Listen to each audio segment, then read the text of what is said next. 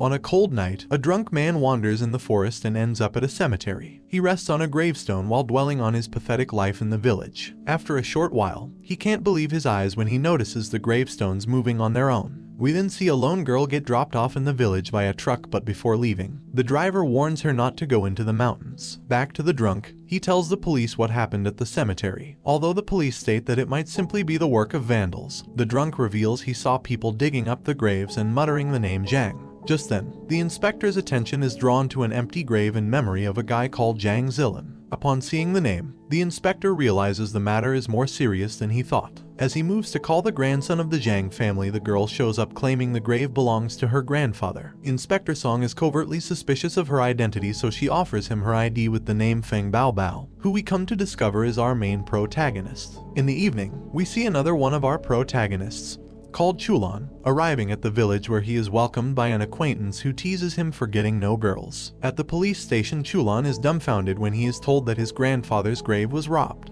The inspector adds that he encountered a girl by the name of Feng Bao Bao who claimed to be his stepsister. That night, Chulan heads to his grandfather's grave alone. Along the way, he hears the sound of digging, so he hurries to the site only to find a girl. He decides to secretly take a photo of her, but at that moment she notices him, so he quickly runs away from the scene. Just when Chulan thinks he's successfully escaped, she catches up and knocks him out with a shovel. Some time passes and Chulan wakes up to find Bao Bao fighting a zombie. She then drags him into an empty grave to be buried as he is in her way. Chulan realizes she is the girl the inspector spoke about, so he tries using a friendly approach on her. However, Bao Bao reveals the ID she used was fake and begins burying him alive. He begs her to stop, and when she finally does, Chulan comes out of the grave to find her battling a group of zombies. He freaks out after seeing her insane abilities and power, so he hides while she fights the zombies alone. During the battle, a zombie nearly gets Chulan, however she quickly comes to his aid. Chulan thinks he must be in a nightmare, so he starts screaming obnoxiously to get out. This silly act shocks both the zombies and Bao Bao. Bao Bao then becomes tired of fighting, so she runs away from the scene.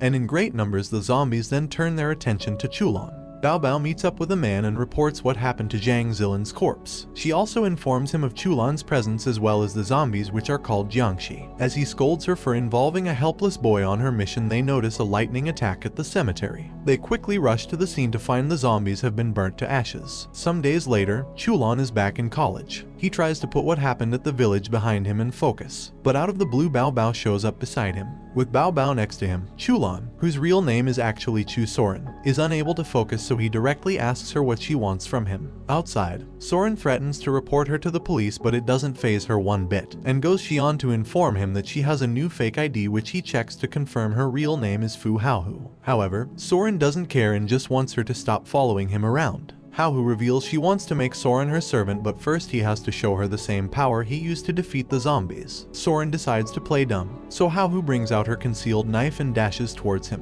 When he senses her bloodlust, he uses his skill to create distance between them. As she moves to attack again, Haohu is taken aback upon realizing Soran's capabilities and potential. As he releases his technique, the air around him changes, so Haohu gets excited and attacks him. Her skill with the knife is simply overwhelming, but Soran uses his speed and the Kinku technique as a defense against her attacks. As the battle continues, he goes on the offensive. By using his incredible speed to his advantage, he manages to catch her off guard. Elsewhere, a villain group called Zensei has acquired Chu Shakuran's corpse, a legendary martial artist. A boy examines the corpse, however he is unable to find what he was looking for, so he tells the zombie user who delivered the corpse that she has another chance to be useful by capturing Soran next. Meanwhile, Soran gets overpowered by Haohu, who reveals she was only holding back as she wants him to become her servant. As he refuses, she threatens to expose that he has never made love to everyone in the school with a seal on his manhood. In frustration, he gives in and swears loyalty to her. At night, Soran is depressed that his life is falling apart, so he doesn't hang out with his roommates. After they leave, he gets a friend request from a cute girl, so he gets excited.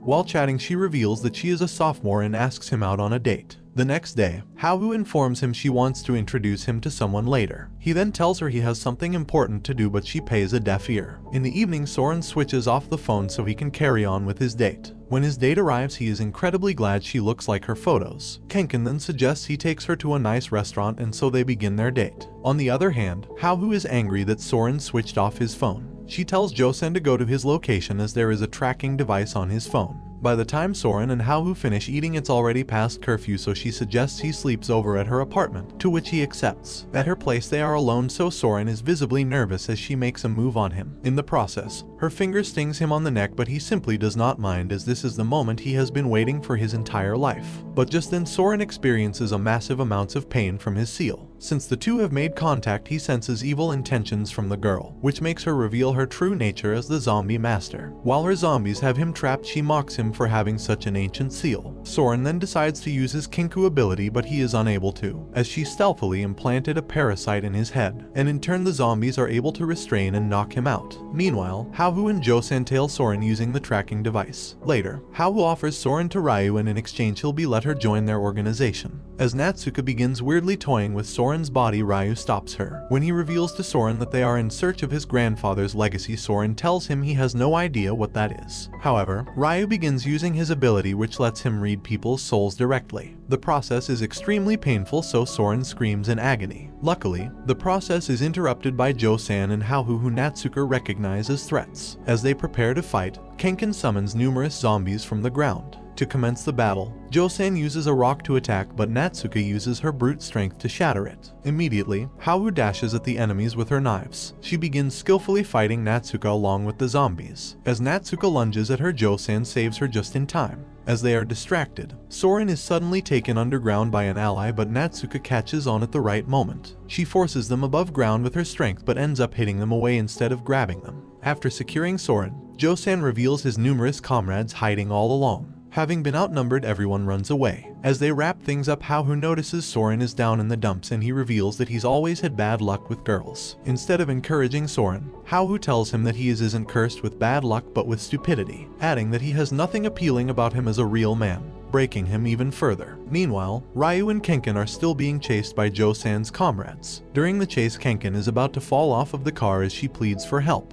However, she is left behind to die. The following day, Haohu takes Soran to her workplace called Express Delivery. Inside, he finds Josan, who properly introduces himself. He informs Soran that everybody in the company are outsiders. He explains that outsiders are humans who possess special powers and also the ability to control a special type of energy called Kai. As they walk into a prison, Josan enlightens Soran about the world of the outsiders. Inside, they meet Ryu Kenken, who was captured before. When she is scolded for trying to join a group she knows nothing about, Kenken reveals that she doesn't like the Express Delivery guys because they are so high and mighty. So much so that even her father answers to them. She is demanded to spill any information she was able to gather while with Sensei in exchange for a lenient punishment. However, she refuses. She narrates that for 15 years, all she did was train with corpses while being in isolation. Then when she finally finished her training, they told her she can't use her powers in public, so that's why she decided to join Sensei, an organization that allows her to do what she likes with her powers. While talking, a man called Jo Yan shows up, suggesting he can make the girl talk using force on her. He manhandles her so much that becomes terrified of him. However, he is interrupted by Soran, who doesn't want him to lay another finger on her. Soran tells Josan they don't have to go this far since he is the one affected by her deeds. Upon hearing this, Josan agrees, but Jo Yan does not, so everyone begins bickering. Their attitude makes Kenken reveal that Sensei is after Chu Shakuran's legacy. In the past, he single-handedly battled countless Sensei members and left with only a scratch, so from that moment, they became interested in his kid agent fighting style. At the office, Josan asks Soran to join their company, but he instantly refuses. He reveals he has a dream of getting rich with minimal effort and living an easy, carefree life, adding that he has no desire to put his life at risk for a job no matter how good it pays. Haohu then begins beating up Soran, so he has no choice but to obey his master and sign up. At night, Soran hears a noise outside, but as soon as he opens the door, he is kidnapped by a strange doll. After the doll takes him to its master, he comes out ready to attack, but the group of two girls inform him they are not from Sensei. They ask him to meet with the chairman of their organization, so Soran starts feeling important. Another group then arrives, called Tenshifu, who ask that Soran comes with them instead to meet their master. This is due to Sensei spreading a rumor that he is the heir to the Kid-Agent style of fighting, which is basically the most insane fighting style ever. When Soran refuses to go with them, both parties begin fighting. As Soran activates his Kinku, it turns out his opponent is using the same technique. He then faces off with the two disciples, and after some exchanges, they fall back, having assessed that his technique is related to their school. The captain, called Ryujioku, then steps in and belittles him. Soran becomes enraged and attacks him, but his Kinku defense is too strong. Ryujoku breaks his defense and knocks him down with a single hit. Although Soran rises to continue fighting, his attacks are fruitless against his opponent, so Ryujoku uses his Kinku to squash him until he collapses. However, he still wants to fight despite Ryujoku warning him he might end up crippled. Before they carry on, Haohu arrives at the scene to motivate Soran by slapping him back into a rational state. Soran then reveals another technique called Reihu, which engulfs his body with lightning, so when he attacks, his strength and speed increase greatly. As the battle continues, the disciples are shocked to see that Soran has mastered a brutal technique only a handful of their clan members can do. He uses this ability to drag Ryujoku into a corner, but as he decides to wrap the battle up, Ryujoku counters his attack with a similar technique. In the clash of similar abilities, he easily overpowers Soran. But at that moment, Haohu steps in to disperse his technique. After the battle ends, Ryujoku, who has acknowledged Soran, invites him to their temple where a tournament will be held. The next day, Haohu takes Soran to a villa where they are to train together for a month. Inside, she gets close to him and transfers energy directly into him, and afterwards Soran's body begins overflowing with his kai. After he wakes up, Haohu reveals that she has burnt her technique into his brain, so he should begin training immediately. As he continues training, he gets distracted by an attractive-looking Haohu who is right in front of him. Haohu discovers his seal is in the way, so she brings him some women to solve the issue. Soran feels insulted by the way he is treated, so he decides to suddenly quit training. Although Haohu threatens him not to go, he stands on his decision and heads out. On the road, he meets Fushan, who invites him to ride with her, to which he accepts. When they arrive at the company, he meets with her father, who immediately introduces him to Ya Jonggu, another outsider. Later, Fu Chanhao reveals that a long time ago, a war broke out in the Outsiders Society, and that war was over the acquisition of some specific powers in the hands of 8 outsiders. Both Chu Shakuran's Kidajin style and his grandfather's channeling technique were among the 8 said powers. The next day, Haohu arrives at the company dressed like a proper lady. At the reception, she is refused permission to enter, so some guards take her away. After breaking their arms to escape, she falls down as she isn't used to wearing heels. Meanwhile, Soran reveals he isn't interested in joining their group as he feels guilty for abandoning Haohu, who has been looking out for him all this time. Meanwhile, Haohu wreaks havoc as she searches for Soran. She then encounters the top outsiders of the association. But right when she asks for Soran, she is attacked by the first fighter, who shoots air cannons at her. However, she easily evades it and knocks him out. When the groups attack her together, there's still no match for her. In the hallway, Soran gets into a fight with Sean.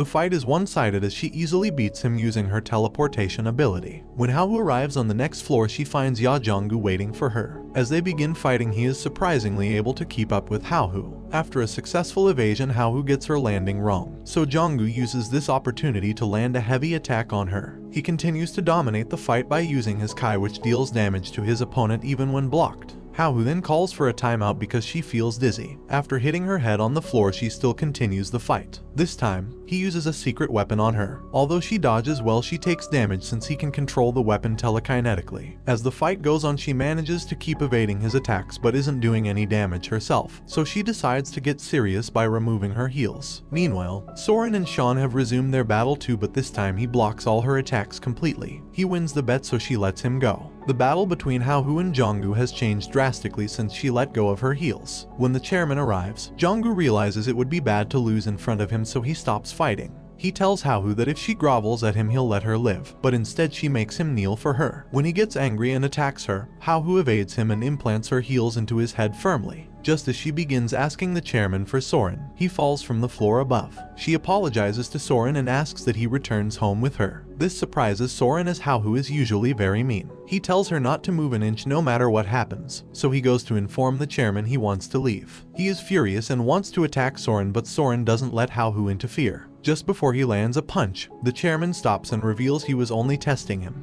He permits him to go, but Jonggu is furious he had been humiliated. He then attacks Haohu, who doesn't move to evade the attack. She gets injured but stands in place to not break her promise to Soran. As she begins losing a lot of blood intensely, Soran panics. The chairman then assesses the situation and asks his son to take over. His son uses a technique to take control of a surgeon's soul and begins giving her first aid treatment. Shortly after, Jo-san and Jo-yeon let themselves inside the building. They tell them to stop the treatment as they want to take care of her themselves. In the car, Jo-san reveals to Soran that Haohu is only resting. He notices that her bleeding stopped on its own, so he gets confused and asks for a proper explanation. Elsewhere, Natsuka has gained control of two members of the Tenshifu school. The father and son begin fighting to gain her attention. She then asks them both to participate in the tournament as her spies. Just then, another Zensei member arrives and together, they head to a room where Ryu reveals he has successfully extracted Cho Soran's memories. He hands the piece to Shuman to take a peek, but he doesn't find anything interesting. The next day, Ryu stalks Soran, who goes into the woods. When he is confronted, he begs that he doesn't want to fight but just wants to show a glimpse of his grandfather's memories to him.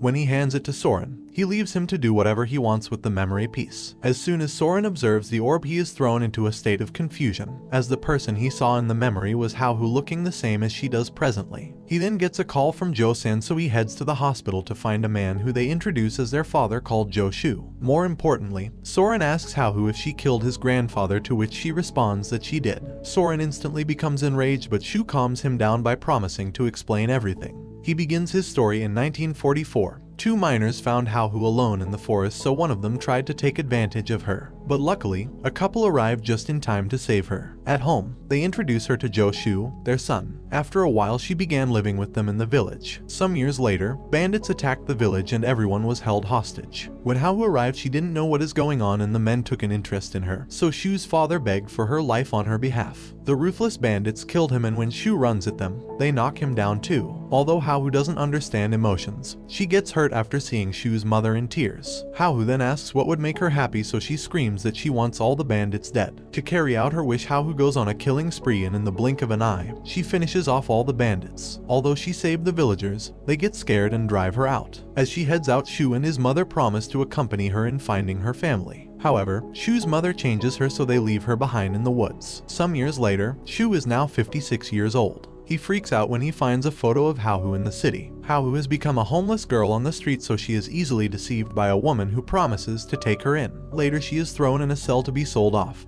But the first customers that come don't take an interest in her. However, that all changes when one of them discovers she is an outsider Jo-shu has been searching for. Later, they take her to meet Jo-san, who weeps at her state. Afterward, Haohu is employed in the express delivery company. One day they receive information about a meeting of some clan heads, so he takes Haohu along, hoping someone would recognize her. However, when they reach the location, they find that everyone is dead. As they head forward, they witness the last man standing being taken down by Cho Soran. When he sees Haohu, he recognizes her immediately. However, he doesn't have enough time to explain her past to her. Instead, he begs her to protect his grandson, as this is the only way to get closer to her identity. Before he dies, he asks Haohu to end his life herself. He then transfers his technique to her so she can pass it to Soran when the time comes. Immediately after, his injury begins advancing rapidly, so Haohu puts an end to his pain. Back in the present, Soran finds it hard to process all the information, so Shu promises to tell him more about his father, who was once a top member of the Tenshifu clan alongside their current leader. He urges Soran to participate in the Rate Teishu tournament so he can meet the current leader of the Tenshifu. And afterward, Shu's life comes to a peaceful end.